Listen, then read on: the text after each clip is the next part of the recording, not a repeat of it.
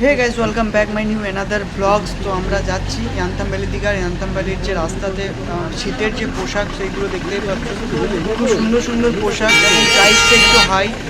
বাকি এইখানের পোশাকের যে ইয়ামথাম ভ্যালি কালার প্লাস খুব ভালো, প্রোডাক্ট খুব সুন্দর।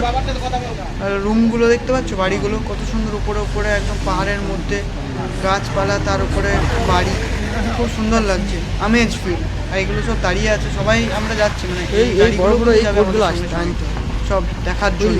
হাঁটু অব্দি মানে এত সুন্দর দৃশ্য দেখার, মানে বলে বোঝাতে পারবো না।